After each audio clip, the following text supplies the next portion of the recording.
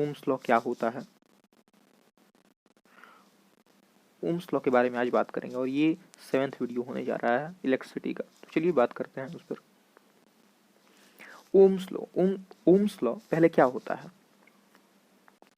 तो Ohm's law जानने से पहले इसे कौन दिया था, तो एक फिजिसिस्ट थे, ग्रेट फिजिसिस्ट थे, जॉर्ज साइमन ओम। उनका नाम जॉर्ज साइमन ओम था। उन्होंने इस लॉ को दिया था ओम्स लॉ, इसलिए उनके रेस्पेक्ट में इस लॉ का ही नाम रख दिया गया ओम्स लॉ। अब ओम्स लॉ क्या होता है, उन्होंने क्या बताया था, तो उन्होंने यह बताया था कि at constant temperature, at constant temperature, at constant temperature the current flowing through a conductor is directly proportional to potential difference across its end। अब इसका कहने का क्या मतलब है, तो अगर कोई मेरे पास कंडक्टर है, अगर कोई मेरे पास कंडक्टर है और अगर कोई मेरे पास कंडक्टर है और उसका टेम्परेचर कांस्टेंट है, नहीं वो बदल नहीं रहा है, जैसा टेम्परेचर अब है तब, सपोज कि अगर उसका 25 डिग्री सेल्सियस टेम्परेचर है तो हमेशा उसका कांस्टेंट टेम्परेचर रहे, और इस टेम्परेचर में, कांस्टेंट टेम्परेचर में जो करंट होता है उसके द्वारा जो फ्लो करता है, जो करंट फ्लो करता है इसके द्वारा, वो क्या होता है, वो डायरेक्टली प्रोपोर्शनल होता है पोटेंशियल डिफरेंस के, जो उस कंडक्टर के इंड पर होता है।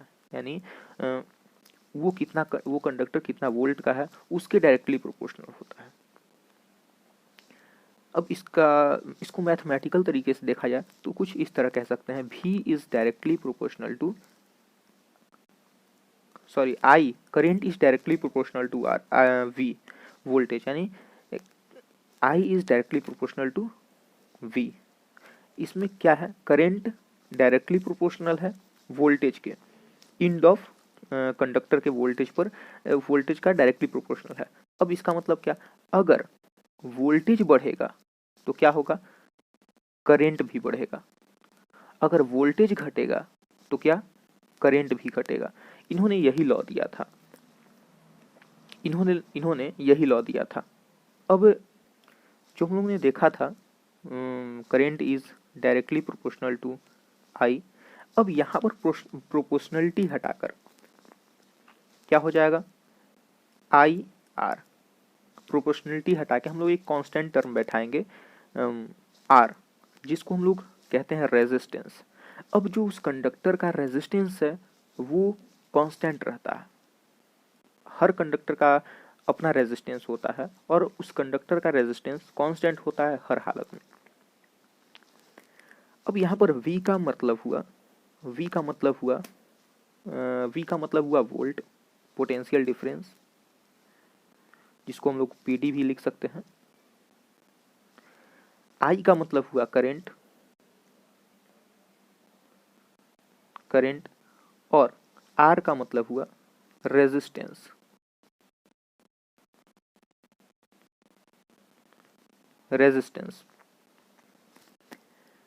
अब ये क्या है, अब यहां से अगर हम इस फॉर्मूले को देखें, इस इक्वेशन को देखें तो यहां से हम लोग क्या कर सकते हैं, R is equal to V by I को इधर डिवाइड में भेज सकते हैं, ठीक है, ये कर सकते हैं हम लोग।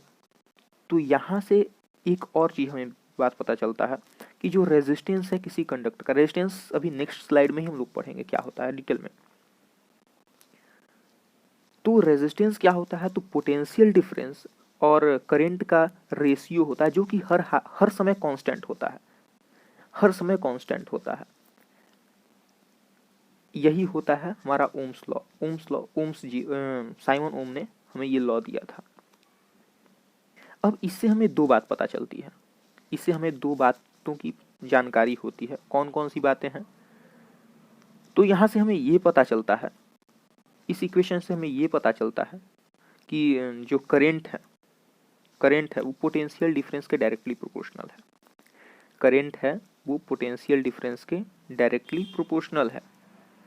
और अगर इसी चीज को हम लोग एक्सचेंज कर दें, यानी अगर I is equal to V by R कर दें तो क्या हो जाएगा, यहाँ पर जो करंट है, क्या है, करंट वो रेजिस्टेंस के इनवर्सली प्रोपोर्शनल हो जाएगा। यानी अगर रेजिस्टेंस बढ़ेगा रेजिस्टेंस बढ़ेगा तो क्या होगा, करंट घट जाएगा। अगर रेजिस्टेंस घटेगा तो करंट बढ़ जाएगा, यानी फ्लो ऑफ करंट बढ़ जाएगा उस कंडक्टर में, करंट ज़्यादा अमाउंट में जाने लगेगा अगर रेजिस्टेंस घटेगा तो यहाँ से हमें दो बातों की जानकारी होती है, वो ये बातें हैं, the current is directly proportional to the potential difference and the current is inversely proportional to the resistance. अब इसे कैसे हम लोग अभी मैथमेटिकल इक्वेशन से ही दिए हैं, यानी जो हमारा ये V is equal to I R बन रहा है, इसी से हमें दोनों बातों का पता चल जा रहा है। कैसे, तो अगर I को हम लोग इस तरह करें तो यहाँ से हमें ये पता चल जा रहा है I is equal to 1/R, जो कि हम इसे कह सकते हैं कि I जो है क्या है, इनवर्सली प्रोपोर्शनल है, करंट जो इनवर्सली प्रोपोर्शनल है रेजिस्टेंस, यानी रेजिस्टेंस बढ़ेगा तो करंट घटेगा और करंट बढ़ेगा तो रेजिस्टेंस घटेगा। रेजिस्टेंस हम लोग जानेंगे, वैसे क्या होता है रेजिस्टेंस वो नेक्स्ट स्लाइड में जानेंगे हम लोग। और यहाँ पर जो करंट होता है वो डायरेक्टली प्रोपोर्शनल होता है। अगर रेजिस्टेंस को हम लोग न देखें, कुछ पल के लिए न देखें तो क्या हो जाएगा, इसको छोड़ दे रहे हैं।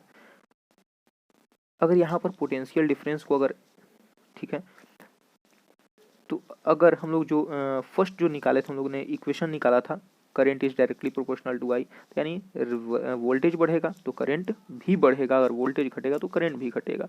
ये था हमारा दो कंक्लूजन इस चीज से निकला, ठीक है। यानी हम कह सकते हैं कि अगर हम लोग वोल्टेज को डबल करें, तो क्या होगा, करंट भी डबल हो जाएगा। वोल्टेज को अगर डबल करें V is equal to I R, it means ये वाले इस चीज को हम लोग देखें, अगर वोल्टेज को डबल करें तो करंट भी डबल हो जाएगा, वोल्टेज को डबल करें तो करंट भी क्या हो जाएगा, डबल हो जाएगा। लेकिन अगर वही वोल्टेज को करंट को अगर डबल करें, रेजिस्टेंस को अगर डबल करें तो क्या हो जाएगा, करंट तुरंत आधा हो जाएगा, किसके आधा हो जाएगा करंट। और अगर रेजिस्टेंस को आधा करें तो करंट क्या हो जाएगा, डबल हो जाएगा, ठीक है। ये बस लिखा है मैंने, इस तरह होगा नहीं, असल में ये जो मैथमेटिकल है वो मैंने एग्जांपल के लिए लिखा है, तो इसे हमें इन बातों का पता चलता है। और यहाँ से हमें दो बातों का और पता चलता है, वो दो बातें क्या है, तो वो दो बातें कुछ यूं हैं कि जो इलेक्ट्रिक करंट है वो दो चीज़ों पर डिपेंड करता है। किन चीज़ों पर, तो पोटेंशियल डिफरेंस जो कंडक्टर के एंड पर है, पोटेंशियल डिफरेंस जो कंडक्टर का पोटेंशियल डिफरेंस है, और रेजिस्टेंस ऑफ कंडक्टर, यानी इन दोनों पर ये करंट क्या करता है, डिपेंड करता है। पोटेंशियल डिफरेंस,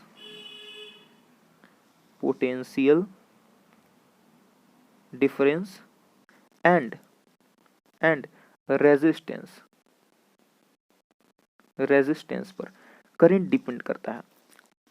क्योंकि जो हमने यहाँ पर देखा, अभी ये सब हम लोग देखा, तो इससे हम लोग ये कंक्लूजन निकाल रहे हैं कि करंट जो है पोटेंशियल डिफरेंस और रेजिस्टेंस पर पूरी तरह से डिपेंड कर रहा है। अब ये सब तो बातें ठीक है हो गई, लेकिन जान लेते हैं कि रेजिस्टेंस क्या होता है। तो रेजिस्टेंस क्या होता है, the property of conductor due to which it opposes the flow of current, the property of conductor due to it opposes the flow of current through is called resistance. अगर मान लें कि मेरे पास एक कंडक्टर है, ठीक है, मान लें कि मेरे पास एक कंडक्टर है, तो हम लोग क्या जानते हैं, करंट क्या होता है, करंट फ्लो ऑफ इलेक्ट्रॉन्स होता है। तो अब ऑब्वियस सी बात है, अगर इलेक्ट्रॉन फ्लो होंगी, अगर ज़्यादा अमाउंट में इलेक्ट्रॉन फ्लो होगा, करंट होता है तो ज़्यादा अमाउंट में ही इलेक्ट्रॉन फ्लो करता है, तो क्या होगा, आपस में तो लड़ेंगे। अगर सपोज कि किसी स्कूल कैंपस में अगर हम लोग जा रहे हैं तो हम लोग धक्का मुक्की तो होता है, हम लोग का स्पीड कम हो जाता है, वही चीज़ इनमें होता है। अगर जो इलेक्ट्रॉन है चलेंगी किसी एक डायरेक्शन में, पॉजिटिव टर्मिनल की तरफ जाएगी, तो क्या होगा, आपस में उनके साथ, उनके आयंस के साथ, उनके एटम्स के साथ, उनके कुछ दूसरे इलेक्ट्रॉन्स के साथ क्या होता है, हिंड्रेंस पैदा होता है, वही रेजिस्टेंस होता है। यानी द प्रॉपर्टी थ्रू जब क्या होगा, इलेक्ट्रॉन रुकेगा तो क्या होगा, करंट रुकेगा और इस तरह से करंट हम लोग को कम मिलेगा। यानी अगर हम लोग क्या कहें कि अगर कोई भी इलेक्ट्रॉन फ्लो कर रहा है, तो अगर उसे कोई अपोज करे, वैसा कंडक्टर का प्रॉपर्टी, कंडक्टर के पास ये प्रॉपर्टी है ही कि वो किसी कंडक्टर करंट को या इलेक्ट्रॉन को, फ्लो ऑफ करंट को अपोज करे। तो यहाँ पर रेजिस्टेंस हर कंडक्टर में होता है। एक सुपर कंडक्टर नाम का भी चीज होता है जो कि शायद ही एग्जिस्ट करता हो, या फिर कह सकते हैं कि रेयर केस में एग्जिस्ट करता है, जिसमें थोड़ा भी रेजिस्टेंस नहीं होता और उसमें करंट बहुत ही फास्ट जाती है और एनर्जी का बर्बादी भी नहीं होता। और हर कंडक्टर में थोड़ा बहुत एनर्जी का बर्बादी होता ही है। तो रेजिस्टेंस यही होता है। रेजिस्टेंस को एक चीज और कह सकते हैं इक्वेशन से। किस इक्वेशन से? तो V is equal to I R वाले इक्वेशन से, क्योंकि यहाँ पर R अगर देखें तो V बाई आर हो जाएगा। यहाँ पर रेशियो बन रहा है, R is the ratio of potential difference and current of the conductor. जो कंडक्टर का रेजिस्टेंस है, अगर उसमें हम कितना वोल्टेज बढ़ा दें तो उसके हिसाब से करंट भी बढ़ेगा। तो अगर इन दोनों का रेशियो हर बार सेम रहेगा तो रेजिस्टेंस का दो डिफिनीशन हो जाएगा। एक तो the property through which conductor, property of conductor due to which the opposes the flow of current is called resistance. और दूसरा ratio of potential difference and ratio of potential difference across the end of conductor and current which is flowing through conductor, इनका ratio हो जाएगा resistance. हाँ, और resistance का SI unit होता है ओम। ओम ही इसका एसआई यूनिट माना गया है, जिसे हम लोग ओमेगा से डिनोट करते हैं। ओमेगा क्या होता है? तो ओमेगा कुछ इस तरह का साइन होता है, इसे हम लोग ओमेगा कहते हैं। यानी रेजिस्टेंस को डिनोट करना होगा तो हम लोग इस साइन से कर सकते हैं, इसे हम लोग ओमेगा बोलते हैं। और जो रेजिस्टेंस होता है वो कंडक्टर जो होता है वो डिपेंड करता है कंडक्टर के, जो रेजिस्टेंस होता है वो डिपेंड करता है कंडक्टर के कुछ प्रॉपर्टी पर, जैसे में लेंथ हो गया, थिकनेस हो गया, लेंथ हो गया, थिकनेस हो गया, उसका नेचर कैसा है मटेरियल का वो हो गया, उसका टेम्परेचर हो गया, इन सभी चीज़ों पर किसी कंडक्टर का रेजिस्टेंस डिपेंड करता है, जिसे हम लोग नेक्स्ट वीडियो में अच्छी तरह से जानेंगे, उसको जानेंगे और फिर और बहुत सारी चीज़ों को जानेंगे। अब 1 ओम क्या होता है, तो इसको भी हम लोग उसी फॉर्मूले से करेंगे। जैसे में आर क्या है, तो V और I का रेशियो है, करेंट और पोटेंशियल डिफरेंस और करंट का रेशियो है। अगर हम पोटेंशियल डिफरेंस को 1 वोल्ट रखते हैं और करंट को 1 एम्पियर रखते हैं, अगर वो पोटेंशियल डिफरेंस को 1 वोल्ट रखते हैं और करंट को 1 एम्पियर रखते हैं, तो मेरा जो रेजिस्टेंस हो जाएगा 1 ओम हो जाएगा। अभी हम लोग ने इसके इस साइन के बारे में डिस्कस किया, ओमेगा इसको बोलते हैं, 1 हो जाएगा, इसका ऐसा यूनिट है। तो यहाँ से हम लोग ये कह सकते हैं कि 1 ohm can be defined as 1 ohm can be defined as the resistance of conductor। R मतलब रेजिस्टेंस होता है, resistance of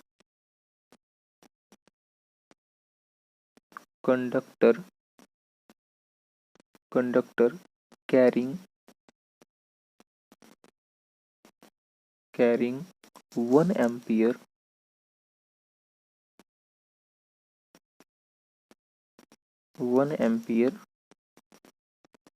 current on applying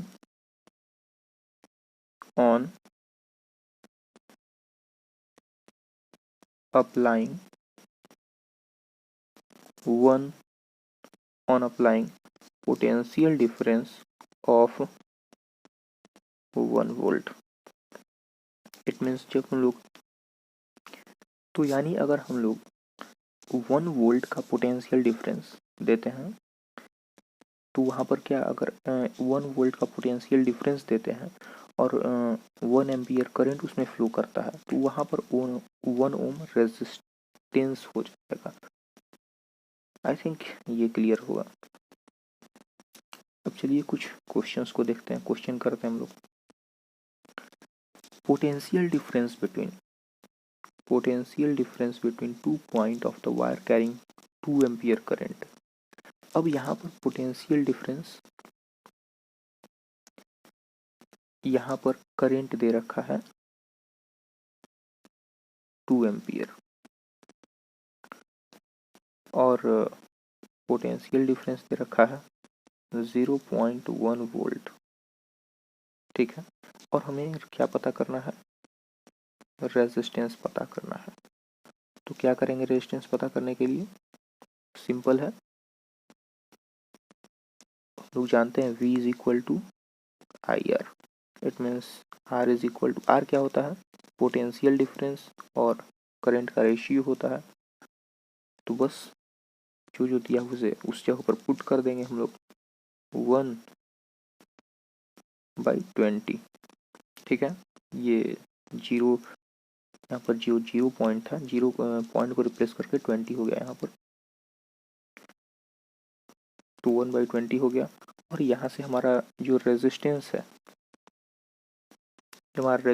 है, वो कुछ निकल के आएगा 0.05 ओम, यानी रेजिस्टेंस उस कंडक्टर का इतना होगा, उस कंडक्टर में जिसका पोटेंशियल डिफरेंस इतना है और करंट उसमें इतना फ्लो कर रहा है, उसका रेजिस्टेंस कुछ इतना होगा।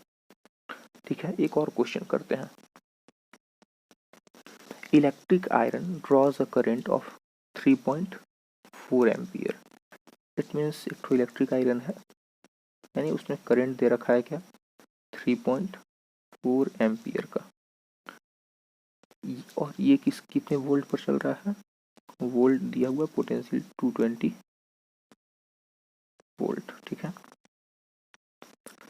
What current will the electric iron draws. अब पूछ रहा है कि वो इलेक्ट्रिक आयरन कितना करंट ड्रॉ करेगा जब हम लोग कितना पोटेंशियल डिफरेंस देंगे उसे 110 वोल्ट का, और हमें क्या चाहिए, हमें चाहिए करंट। ठीक है, तो इस इंफॉर्मेशन, इस दिए हुई इंफॉर्मेशन से हम लोग रेजिस्टेंस को निकाल लेते हैं, जो कि ratio of V by potential difference current होता है। R is equal to 220 by 3.4। ठीक है, अब यहाँ पर ये जो कैंसिल होगा, तो R इज इक्वल टू, यहाँ पर हो जाएगा 220 बाई 34। अब इसे डिवाइड कर देते हैं हम लोग, इसे डिवाइड कर देते हैं, कैसे होगा, तो 6 से चला जाएगा ये 204। ठीक है, यहाँ पर 16 बचेगा और ऊपर से जीरो उतार ले लेंगे, ऊपर से जीरो को, फिर 4 बार में चला जाएगा 130, और यहाँ से बचा 3 एंड 10 और ऊपर से। अब जीरो ये यहाँ पर लगा है, तो यहाँ पर पॉइंट दे देंगे हम लोग, क्योंकि यहाँ पर तो यहाँ का जीरो हम लोग ने ले लिया, एक और जीरो लेने के लिए पॉइंट लगा दिए। अब यहाँ से 8 बार में 272 लेकर जाएंगे, यानी अप्रॉक्स इतना मेरा आना चाहिए। तो जो हमारा रेजिस्टेंस हो जाएगा वो कुछ आ जाएगा 68.4 ओम। ठीक है, इतना आ गया। अब फिर से हमें करंट निकालना है, तो क्या करेंगे हम लोग, यहाँ पर यही रेशियो पुट करेंगे। आर हम लोगों ने निकाल रखा है कितना, 68 पॉइंट, क्योंकि उसी कंडक्टर से वो जो इलेक्ट्रिक करंट है दोबारा में पास किया जा रहा है उस वोल्टेज पर। उस वोल्टेज मतलब वोल्टेज चेंज कर दिया गया है उसी कंडक्टर के लिए। तो 6.8 is equal to potential difference 110 है, हमें करंट निकालना है। I is equal to 110 068। अब यहाँ पर जो करंट होगा उसे यहाँ पर डिवाइड करके देख लेते हैं हम लोग।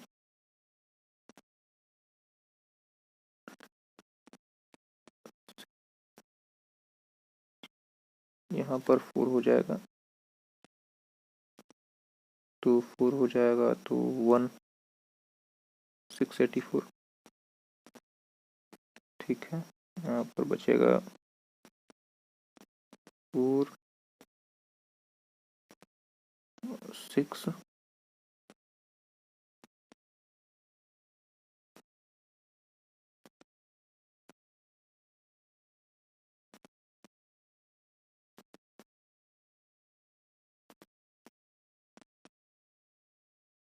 यहाँ पर ये हो जाएगा और फिर 6 बचेगा यहाँ पर, ये हो जाएगा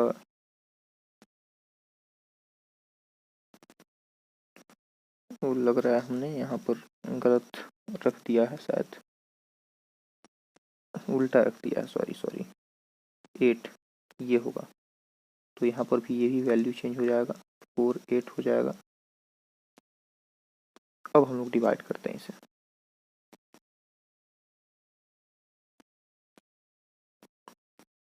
सिक्स 48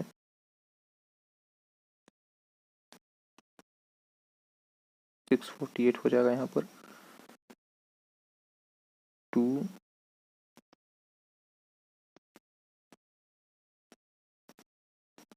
तो यहाँ पर जो करंट का वैल्यू आएगा, करंट का वैल्यू आ जाएगा 1.7 एम्पियर। ठीक है, यानी उस इतने वोल्टेज पर उस करंट उस कंडक्टर के थ्रू इतना एम्पियर का करंट पास हो रहा है। ठीक है, अब देखते हैं हम लोग VI ग्राफ। कौन सा graph? V graph between voltage and current. ठीक है, इसे देखेंगे।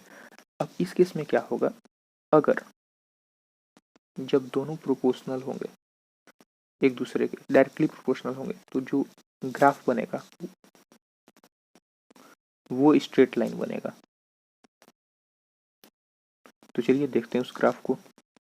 अब यहाँ पर जो मैंने पॉइंट है ड्रॉ कर लिया, अब इसे अगर हम लोग खींचें तो ये एक स्ट्रेट लाइन आ जाएगा, स्ट्रेट लाइन आ जाएगा। चलिए देखते हैं कैसे स्ट्रेट लाइन आता है। और ए से स्टार्ट करें हम लोग, इस पॉइंट से, इस पॉइंट से, तो देखिए ये पूरा स्ट्रेट लाइन आ रहा है, यानी ये ग्राफ बिल्कुल सही है। क्या है? बिल्कुल सही है। अब यानी जो हमारा है प्रोपोर्शनलिटी वो सही है। अगर जब भी प्रोपोर्शनल होगा करंट और पोटेंशियल डिफरेंस, तो ग्राफ कुछ इसी तरह आएगा।